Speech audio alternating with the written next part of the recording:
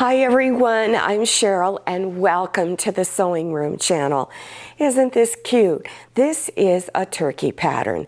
Now it's folk art, it's a loose representation of what a turkey really looks like.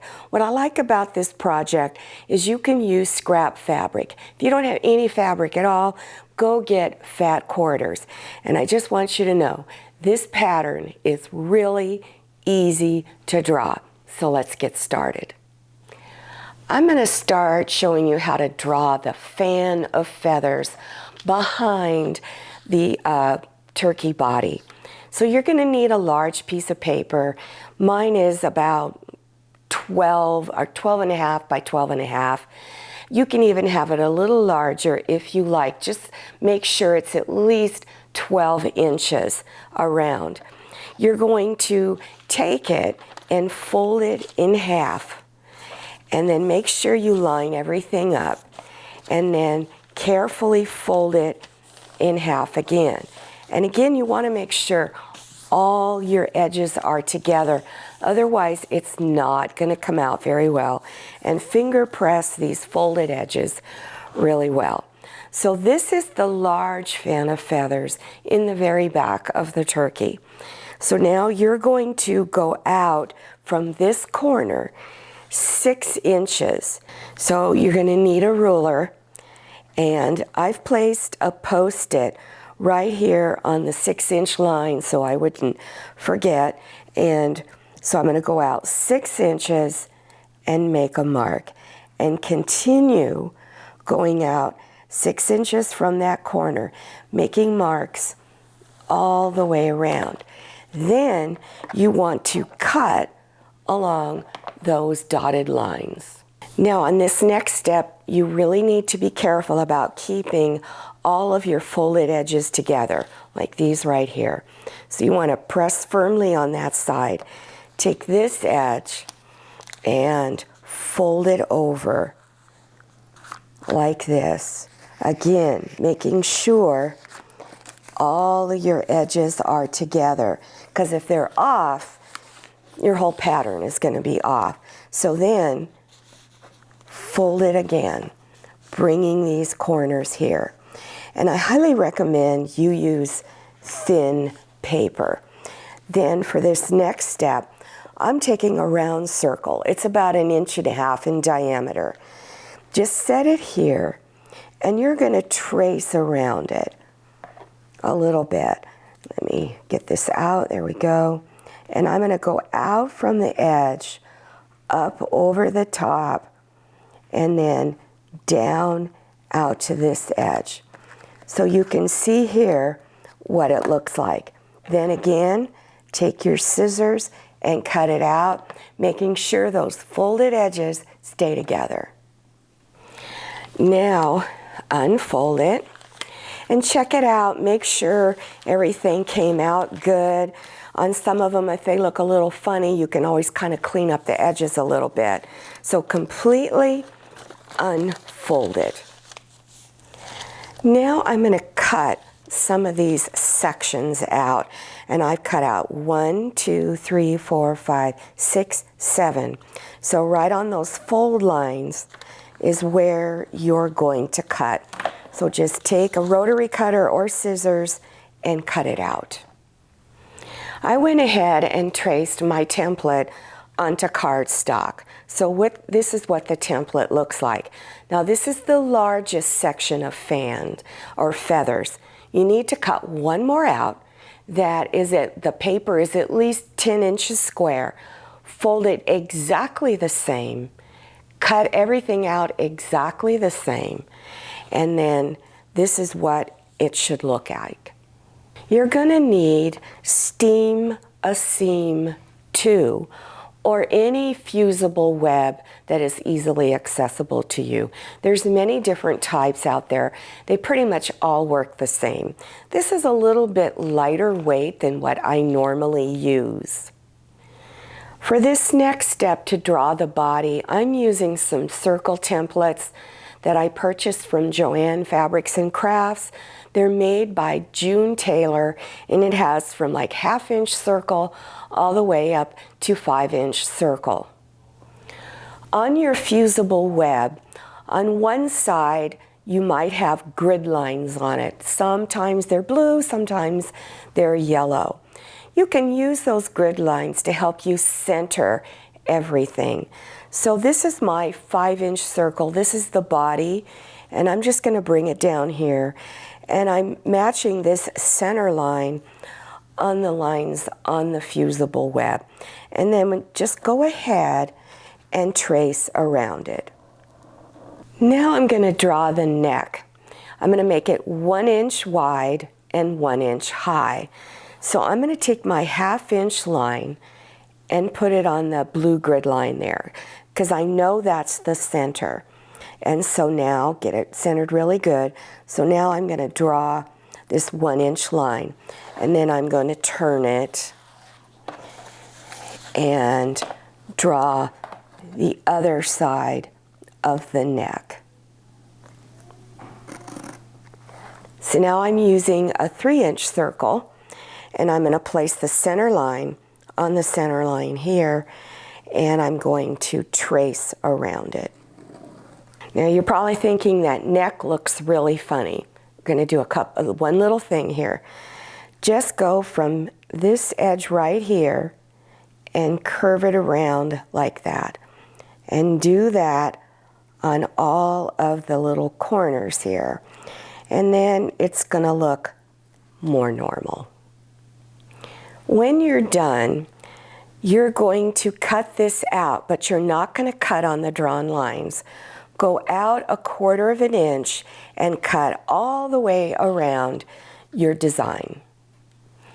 For this next little section, I'm not going to give you exact measurements on it, but this is the beak, and it's about 1 inch long and about 1/2 inch wide. You can make it any size you want, any length. So you need to draw a beak, then you need to draw the little wattle, and depending on what side of the beak you want to put it on, you need to draw it in reverse. In other words, I'm going to be putting it on this side, but I need to draw it in reverse.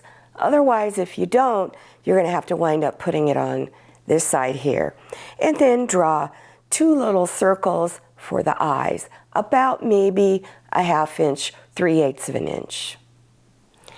Here's the fabric for the body, and then here is my piece. Now, if you're interested in making a smaller turkey, like this one is a lot smaller, I will give those instructions near the end of the video. So after you've drawn all of your pieces, cut them out, you want to take your fabric back side up, not so pretty side. Then flip this over and remove the plain paper off of the back. And if it doesn't come up easy, you can take a straight pin and kind of cut the paper a little bit. Then place this on the back of your fabric. Then finger press it down. And then when you are done, now you are going to cut right on those drawn lines. Now we're going to be laying out all the pieces on the background fabric, but I just wanted to show you quickly where to place the facial features, the eyes, beak, and wattle. And you can arrange them in any way you want. You can make the turkey look kind of cross-eyed, any way you want. So go ahead and place them down.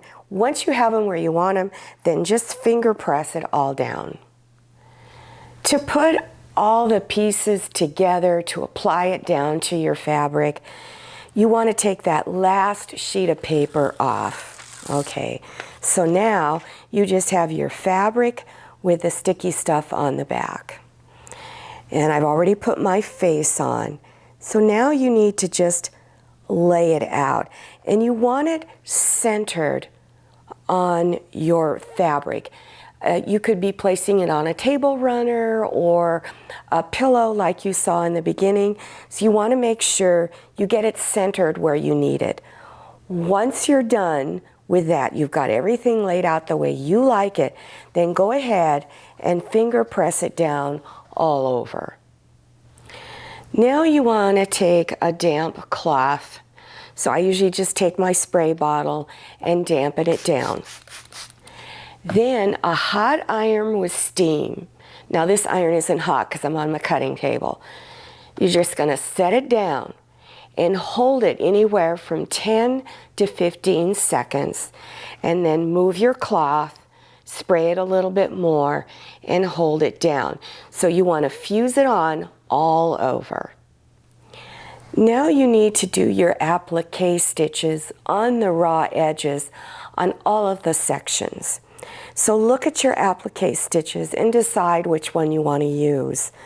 On mine, I used this medium applique stitch on mine.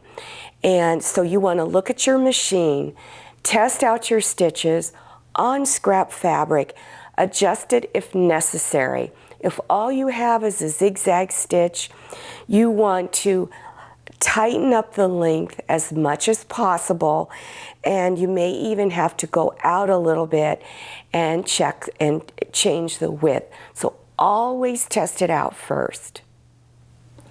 Now there is a stitching order for doing your applique stitches. You want to start at the very back of the design and work your way forward. So you're going to start out with this back, a set of feathers first, then go to the middle section of feathers first, or this neck section, and then do your body next, and then do your facial features. Now to get the little black dots in the center of the eye, I had an applique stitch on my sewing machine that gave you a chain of little circles. I just stitched one of them out on each of the eyes. And on the beak and the wattle, this red part here, I used the narrow satin stitch. If you're interested in a smaller version, for the head, I used a 1.5 inch circle. For the body, I used 3 inches. And the neck is maybe 3/4 of an inch long by 3/4 of an inch wide, but still do your little curved edges on all the corners. For the feathers, I'm only doing one feather section, and you want your paper to be at least an 8-inch square. You're going to fold it just like you did the others. Instead of going out 6 inches or 5 inches from the corner, you're going to go out 4 inches and make your little quarter circle, and then fold again and round the edges and then cut it out. I hope you enjoyed this tutorial and you learned something new. If you're interested in other applique projects, check below your YouTube screen in the description section. You'll also see other tutorials that you can do. For instance, learning how to bake a very basic pillow and a very basic table runner. Make sure you follow me on Instagram and check out my Facebook page. Thank you so much for watching. I'll see you next time, and happy sewing. If you like the Sewing Room channel, one of the best ways to show your support is to subscribe by clicking on that red subscribe button and give this video a thumbs up. And don't forget to click on share to share this video with your friends. And make sure you click on the bell so you receive notifications for all my new videos. I'm Cheryl, this is Manny, and this is Scotty. See you next time.